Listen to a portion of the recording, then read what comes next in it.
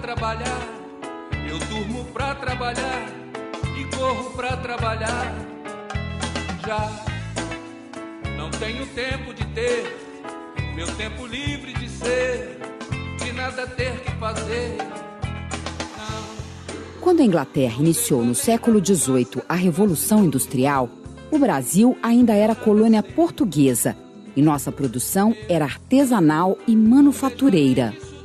Em Portugal, a rainha Dona Maria I, mãe de Dom João VI, proíbe a instalação de fábricas no nosso território. A intenção era que todos os produtos consumidos aqui fossem portugueses.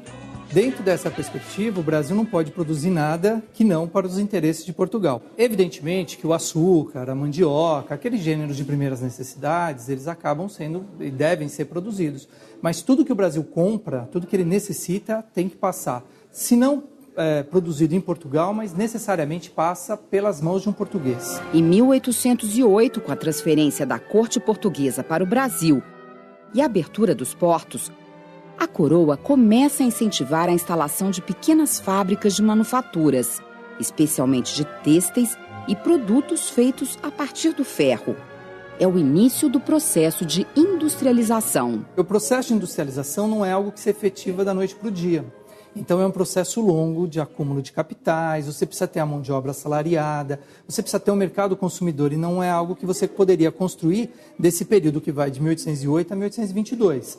Mas tem uma importância na medida que traz impactos políticos, né, que acabam levando aí ao processo de independência em 1822. Em 1860, a região sudeste começa a expandir uma atividade que vai dar um novo impulso à industrialização, a produção de café.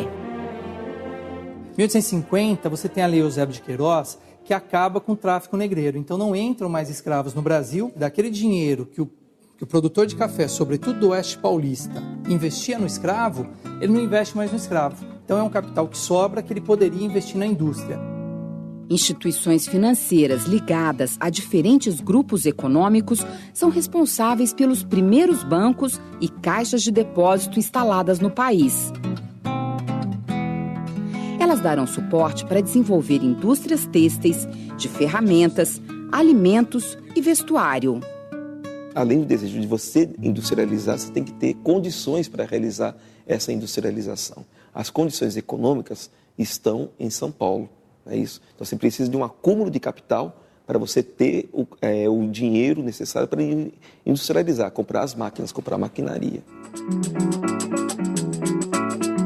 Neste início de século XX, o país já conta com quase 20 milhões de habitantes e 70% desta população ainda vivem no campo. As duas principais cidades do Sudeste, São Paulo e Rio de Janeiro, atraem trabalhadores para as indústrias que começam a surgir. Então a cidade de São Paulo ela tem um salto populacional enorme. De 1870 ela tem pouco mais de 30 mil habitantes, ela passa para quase 600 mil habitantes em 1920. Então em 50 anos a população de São Paulo, da cidade de São Paulo, multiplica por quase 20 vezes. A urbanização se acelera, então você precisa agora de ter um mercado consumidor de alimentos, de têxteis, de ferramentas, de calçados, né? Então ela começa a promover um outro movimento econômico propriamente dito. Em 1910, o Brasil possuía cerca de 3.500 indústrias. 10 anos depois, já eram 13 mil estabelecimentos industriais. E as indústrias, né, elas acabam produzindo muito para o mercado interno, porque ela não tem condições de competir no mercado externo com as empresas de países que iniciaram a industrialização no período anterior, né? O capital estrangeiro já começa a marcar presença no Brasil na década de 1910. São empresários norte-americanos e europeus que encontram aqui terreno fértil para o desenvolvimento de seus negócios. No caso do Brasil, o que nós temos é basicamente um capital norte-americano, a despeito de termos também recursos provenientes de outras áreas, mas muito dinheiro chegando dos Estados Unidos. Por uma questão econômica, você vai investir aqui, você tem retorno daquele dinheiro que é emprestado, na criação, na busca também de condições melhores, uma mão de obra mais barata, matéria-prima abundante e também uma questão política, né, de um controle que os Estados Unidos acabam, de certa maneira, exercendo sobre a América Latina. Então, acaba tendo uma interferência aí através dos investimentos econômicos também. O Brasil apresentava muitas oportunidades para quem quisesse começar um negócio. Alguns imigrantes empreendedores perceberam isso. Chegaram com capital e construíram histórias de prosperidade. Pega, por exemplo, a história do Cone Francisco Matarazzo. Ele já veio com um grande capital, né? E ele vai fazer uma inserção imensa na indústria. Ele tem moinho, ele tem sacarias, ele tem latas para embalagem, ele tem vidros e ele tem a indústria da banha. O capital internacional impulsionou o crescimento das indústrias, da infraestrutura urbana, das comunicações e do transporte. Mas, por outro lado, tornou a economia nacional dependente dos países estrangeiros. Além disso, o café continuou sendo o principal produto de exportação. E entre 1906 e 1930, a economia cafeeira passou por altos e baixos. Quando tinha superprodução de café, era um problema, pois não havia como vender o produto excedente. Os cafeicultores se reúnem, fazem um primeiro movimento antigovernamental, né, para poder exigir que o café tenha uma prioridade. Os produtores resolvem que vão comprar o café todo e fazer um estoque regulador e uma espécie de caixa de apoio à cafeicultura. Chamou-se Convênio de Taubaté. Segundo este convênio, o governo de São Paulo ajudaria o setor cafeeiro comprando e vendendo produto. A ideia era manter o preço do café e impedir sua desvalorização. Essa equação se altera com a Primeira Guerra Mundial. O preço do café baixa muitíssimo. As indústrias existentes vão se transformar em indústrias da guerra, então a têxtil vai fazer uniformes para os exércitos, a alimentícia vai fazer carnes e banhas enlatadas para mandar para a guerra, e o café fica com o estoque sobrando. 1929. A quebra da Bolsa de Valores de Nova York interrompe as exportações do café brasileiro. Ao lado da crise econômica, outra crise de ordem política está em jogo no país: a da sucessão do presidente da República. Tradicionalmente, o governo federal era controlado pelos estados de São Paulo e Minas Gerais, a conhecida política do café com leite. Rompendo com essa tradição, o presidente Washington Luiz indica outro paulista para sucedê-lo, Júlio Prestes. Descontente, Minas Gerais muda de lado e passa a apoiar um golpe armado, conduzido por líderes gaúchos, que conta também com o apoio da Paraíba, e impede a posse do presidente eleito, o paulista Júlio Prestes. Getúlio Vargas é conduzido ao poder.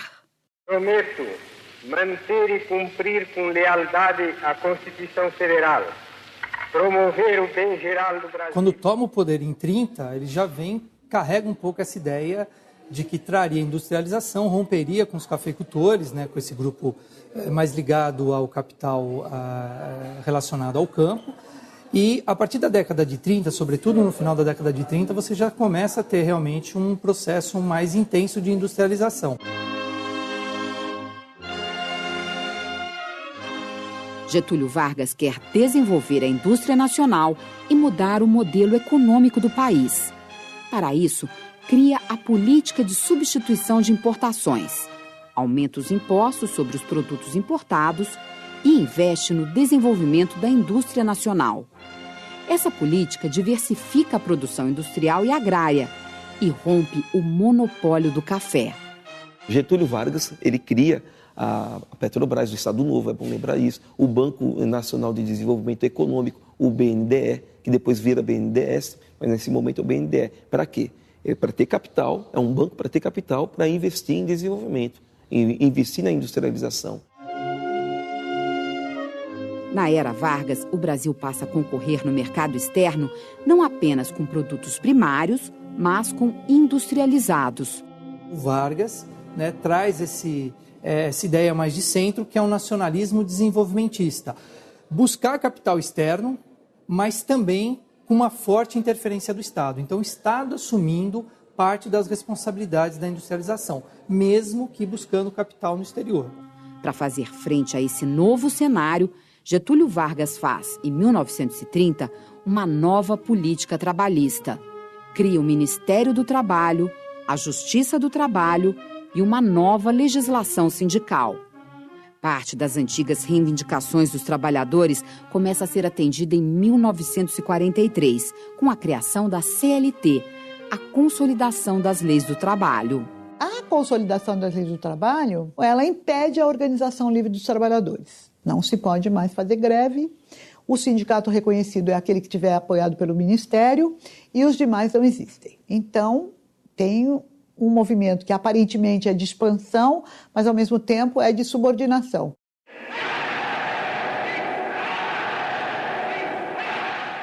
Segunda Guerra Mundial. Durante o conflito, Getúlio Vargas pende entre a Alemanha nazista e os Estados Unidos, mas acaba ao lado dos aliados, liderados pelos norte-americanos. O fim da guerra também marca o fim de seu primeiro governo. Em 1951, porém, ele retorna à presidência, agora pelo voto popular. Então, o discurso do Vargas, do Brasil para os brasileiros, das empresas nacionais, ele é muito mais radical do que a prática efetivamente foi. Porque você tem a entrada de capital estrangeiro, mesmo que o Vargas, na sua carta testamento, por exemplo, ele vai dizer que as aves de rapina, que o capitalismo internacional, que o capital estrangeiro espoliava o povo brasileiro. Na realidade, o Vargas ele dialoga, né, com esses grupos. Né? Getúlio Vargas morre em 1954. Independente de suas contradições políticas, ele deixou realizações importantes. Foram criados o Conselho Nacional de Petróleo, a Companhia Siderúrgica Nacional e a Companhia Vale do Rio Doce. Foi firmado também um acordo de cooperação militar com os Estados Unidos para financiar a construção do setor siderúrgico. A Vale do Rio Doce, a CSN, sobretudo, elas acabam tendo uma importância muito grande porque é aquilo que a gente entende como indústria de base. Então, todas as indústrias, praticamente, elas necessitam do aço. E se você tem uma siderúrgica, então você já está, digamos que num patamar acima, além daquilo que você tinha até então, que você era obrigado a importar esse aço para construir uma máquina, por exemplo. Essas indústrias de base foram fundamentais para o processo de industrialização do Brasil. Foi a partir delas que o país começou a produzir matérias-primas nacionais para as indústrias de bens de capital e para a indústria automobilística. Esse avanço permitiu um novo salto para a indústria brasileira, agora com Juscelino Kubitschek no poder. Brasília, um polo magnético em Goiás. 50 anos em 5. O famoso slogan do presidente Juscelino Kubitschek revelava a intenção de crescer em ritmo acelerado e de tirar o país do subdesenvolvimento por meio de um programa de modernização e industrialização, conhecido como Plano de Metas. É a entrada do capital internacional, né, que se configura fortemente com o Juscelino, né, na década de 50, né, com a entrada do grande número de automóveis, caminhões, tratores, depois elétricos e eletrônicos, depois indústria química. Durante o governo do Juscelino, nós temos abertura, inclusive, para a entrada das multinacionais. Então, aí é o terreno fértil, porque o governo brasileiro dava tudo. Terra, infraestrutura, reserva de mercado, os produtos tinham que ser consumidos aqui, e isenção de impostos por 10 anos. Houve, de fato, um endividamento enorme do país. Mais do que um endividamento, um problema que atinge diretamente as pessoas, que é uma alta inflacionária. Juscelino assume com algo em torno de 20% ao ano e termina o seu mandato com quase 40% de inflação ao ano. Então é um salto enorme, você duplica a inflação nesse período. Então você fica com essa coisa um pouco contraditória, né? No dia a dia as pessoas sentem uma euforia. É como se fosse um novo país, um país que sai de um atoleiro que você não avança muito e de repente você entrou na modernidade, né? Um país muito mais urbano no final da década de 50, aparentemente muito mais rico, muito mais moderno, muito mais próximo do assim chamado mundo desenvolvido, né? Hoje, o Brasil é um dos países mais industrializados do mundo. Mas ainda temos muitos desafios pela frente. Entre eles, aprimorar a educação formal e qualificar a força de trabalho. Outro desafio importante: equilibrar o crescimento industrial com a exploração sustentável do meio ambiente.